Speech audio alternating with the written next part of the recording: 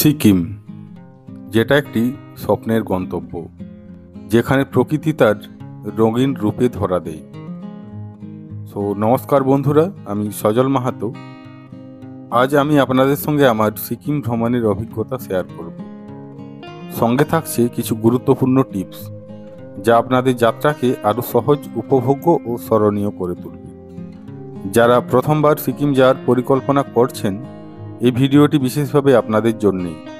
তাই শুরু থেকে শেষ পর্যন্ত দেখুন, কারণ প্রতিটি তথ্য আপনাকে সাহায্য করবে একটি নিখুঁত ভ্রমণের পরিকল্পনা করার জন্য। সিকিম ভ্রমণের জন্য সবচেয়ে কাছের রেল স্টেশন হলো নিউ জলপাইগুড়ি রেল স্টেশন।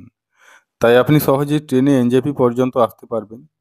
যারা বিমানপথে আসতে চান তাদের জন্য সবচেয়ে কাছের বিমানবন্দর হলো বাগডোগরা এয়ারপোর্ট। এখান থেকেও গ্যাংটক বা সিকিমের অন্য জায়গায় যাওয়ার জন্য ট্যাক্সি বা শেয়ার গাড়ি পাওয়া যায়। এছাড়াও পশ্চিমবঙ্গের কিছু কিছু জায়গা থেকে বাসে শিলিগুড়ি বা এনজেপি পর্যন্ত আসার সুযোগ রয়েছে। সেখান থেকেও আপনারা শেয়ার ট্যাক্সি বা প্রাইভেট গাড়িতে সহজেই গ্যাংটক বা অন্য জায়গায় আপনি পৌঁছতে পারবেন।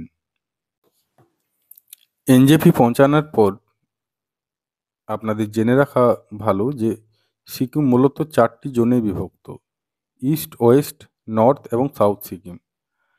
এবার এনজেপি থেকে আপনার গন্তব্যের উপর নির্ভর করবে যে আপনি কোন পথে যাবেন। ইস্ট সিকিম, এনজেপি থেকে ইস্ট সিকিমে যাওয়ার জন্য আপনাকে গ্যাংটক আসতে হবে। এনজেপি থেকে গ্যাংটকের দূরত্ব প্রায় 120 কিলোমিটার। এখানে আপনার আসতে সময় লাগবে 5 থেকে 6 ঘন্টা। এখানে আসার জন্য আপনার শেয়ার ট্যাক্সি বা প্রাইভেট গাড়ি আপনি এনজেপি থেকে নিতে পারবেন। এছাড়াও শিলিগুড়ি থেকে বাসে গ্যাংটক পর্যন্ত আসার সুবিধা আছে। আপনি যখন আসছেন তার আগে গুগলে সার্চ করলে আপনার বাসের টাইম টেবিল আপনি পেয়ে যাবেন।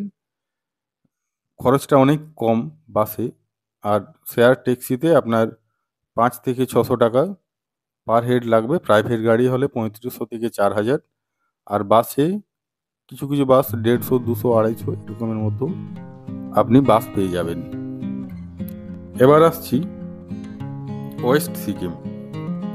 ওয়েস্ট সিকিমে আসার জন্য আপনার এনজেপি থেকে আপনাকে পেলিং আসতে হবে। সেটার দূরত্ব প্রায় 135 কিলোমিটার। এটাও আপনার আসতে সময় লাগবে 6 ঘন্টা থেকে 6.5 ঘন্টা। এরপর সেটা যদি সন্ধ্যার সময় হয়, রাত্রের সময় হয়, তাহলে হয়তো সেটা 7 ঘন্টাও হতে পারে। অনেক সময় কি হয়, আপনার ইস্ট সিকিমের বিশেষ করে নাথুলা পাস, যেটা সেনা নিয়ন্ত্রিত একটা এলাকা, অনেক সময় বন্ধ থাকে। তো সেই কারণেই আপনার যদি মনে হয় যে না, আমি এনজেপি থেকে গ্যাংটক না গিয়ে পেলিংয়ে আসতে চাই, তারপরে পেলিংয়ে এখানে 2 দিন কাটানোর পর আপনি গ্যাংটকে আবার যেতে পারবেন। সেটা আপনার সুবিধা মতো আপনি প্ল্যান করবেন।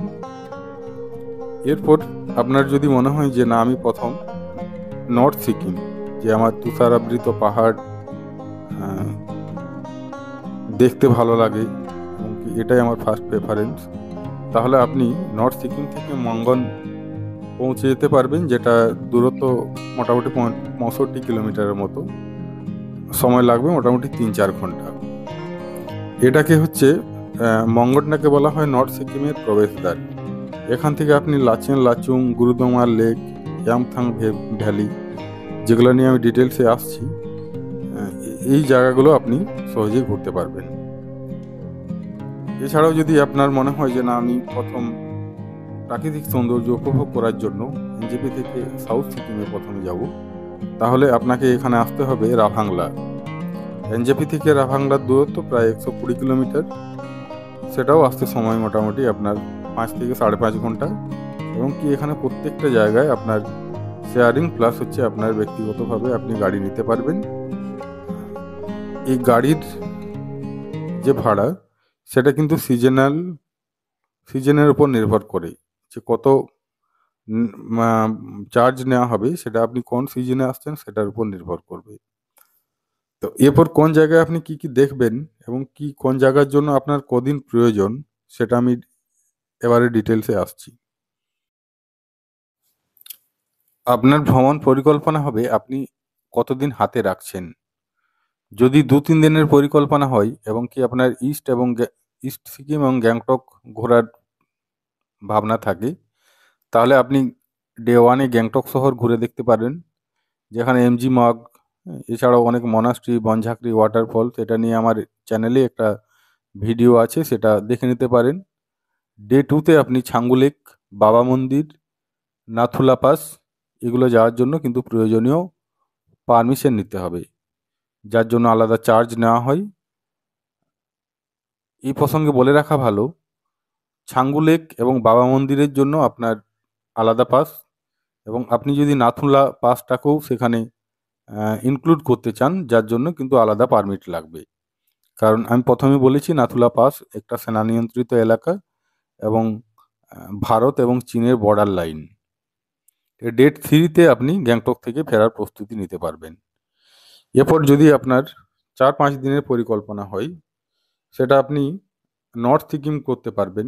ডে 1-এ গ্যাংটক থেকে লাচেন, ডে 2-তে গুরুদুংবার লেক, সেখান থেকে আপনি লাচুং ট্রান্সফার, ডে 3-তে ইয়াংথাং ভ্যালি 0 পয়েন্ট, এবং ওই দিনে গ্যাংটক আপনি ব্যাক করবেন, এবং ডে 4-5 গ্যাংটক থেকে ফিরতে পারেন, বা পেলিং হয়ে আপনি পেলিংয়ে একদিন কাটানোর পর আপনি আবার ফিরতে পারবেন।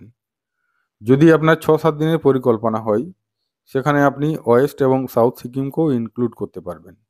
আপনার ডে 1-2 গ্যাংটক এবং ইস্ট সিকিম আপনি ঘুরে দেখলেন, day 3-4 north Sikkim, Lachen Lachung, day 5 পেলিংয়ের সাইট সিইং, ডে 6 আপনি সাউথ সিকিম, নামচি, চারধাম দর্শন, এবং ডে 7 আপনি গ্যাংটক ফেরার প্রস্তুতি নিতে পারবেন। নর্থ সিকিমের যে দুটো জায়গা আছে, লাচেন এবং লাচুং, এই দুটো গ্রাম মঙ্গন ডিস্ট্রিক্টের মধ্যে পড়ছে।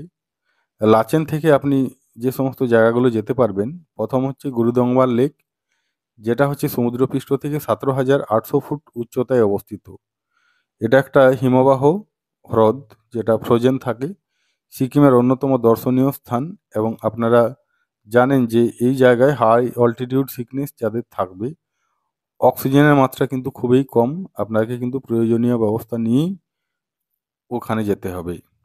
এছাড়াও লাচেন থেকে আপনি Chopta valley, Thangu valley, Lachen monastery, যেখানে আপনি শান্ত পরিবেশ ও বৌদ্ধ সংস্কৃতির ছোঁয়া পাবেন। এবার লাচুং থেকে আপনার যে সমস্ত ঘোরার জায়গাগুলো, সেটা হচ্ছে ইয়ামথাং ভ্যালি, যেটাকে ভ্যালি অফ ফ্লাওয়ার্স বলা হয়। মার্চ এপ্রিল মাসে এখানে কিন্তু অনেক রঙিন ফুলের কার্পেট দেখা যায়। এছাড়াও 0 পয়েন্ট, ভারত চীন সীমান্তের কাছে এই জায়গায় সারা বছর আপনি বরফ দেখতে পাবেন। এবং প্রসঙ্গক্রমে একটা কথা বলে রাখা ভালো, এই 0 পয়েন্ট কিন্তু দুপুর 12টার পর ক্লোজড হয়ে যায়। তাহলে এই জায়গায় যেতে হলে আপনাকে কিন্তু খুব ভোরেই বেরোতে হবে। এছাড়াও আপনার লাচুং থেকে পাবেন সিংবা রোডোডেনড্রন স্যাংচুয়ারি, যেখানে বসন্তকালে নানা রঙের রোডোডেনড্রন ফুল দেখতে পাবেন। এছাড়াও আরেকটা উল্লেখযোগ্য জলপ্রপাত ভীমনালা জলপ্রপাত, এটাকে আবার অমিতাভ বচ্চন জলপ্রপাত নামেও অনেকেই চেনে। কারণ হয়তো আপনারা বুঝতেই পারছেন যে এর উচ্চতা অনেক বেশি, যার কারণেই এই অমিতাভ বচ্চনের সঙ্গে তুলনা করা হয়েছে। এবার আসি ওয়েস্ট সিকিমের পেলিংয়ের যে আশেপাশে দর্শনীয় স্থানগুলো, সেটা হচ্ছে মূল আকর্ষণ পেলিং স্কাইওয়াক এবং চেনজিং স্ট্যাচু। পেলিং স্কাইওয়াকটা হচ্ছে ভারতের প্রথম কাঁচের ব্রিজ, এবং ওই চেনজিং মূর্তি, যেটা একটা 137 ফুট উচ্চতার মূর্তি, যেটা কিন্তু খুব সুন্দর। এছাড়াও আপনার 2 নম্বর আছে প্যামাংস্টে মোনাস্ট্রি, 1705 সালে স্থাপিত পশ্চিম সিকিমের অন্যতম প্রাচীন গুম্ফা এই মনাস্ট্রিটি। এখান থেকে কাঞ্চনজঙ্ঘার সুন্দর দৃশ্য দেখা যায়। তৃতীয়ত আসছি রাবডেন্সে ও রুইন্স, যেটা সিকিমের প্রাচীন রাজধানী শহর। সেখানে আর কিছুই নেই এখন ধ্বংসাবশেষ ছাড়া। ইতিহাস প্রেমীদের জন্য এটা কিন্তু একটা খুব উপযুক্ত স্থান। এছাড়া রয়েছে খেচিওপার্লি লেক, এটা একটা পবিত্র হ্রদ, যেটা আবার ইচ্ছা পূরণের হ্রদ নামেও পরিচিত। পাখিরা নাকি কখনো এই লেকের জল নোংরা হতে দেয় না। আমি আমার যে ওয়েস্ট সিকিম ভিজিটের যে ভিডিওটি আছে ওখানে ডিটেলসে সব বলা আছে, আপনারা চাইলে একবার দেখে নিতে পারেন। পঞ্চমত আসছি রিম্বি অরেঞ্জ গার্ডেন এবং রিম্বি রিভার। তাজা কমলা ও মনোরম প্রকৃতির স্বাদ নিতে চাইলে অবশ্যই এই জায়গা ঘুরে আসতে পারবেন। এছাড়াও ওয়েস্ট সিকিমের মধ্যে অন্যতম একটা ওয়াটারফল কাঞ্চনজঙ্ঘা ওয়াটারফল। এটা একটা বিশাল জলপ্রপাত যেটা হচ্ছে কাঞ্চনজঙ্ঘা হিমবাহ থেকে সৃষ্টি হয়েছে। এবার আমি সাউথ সিকিমে আসছি।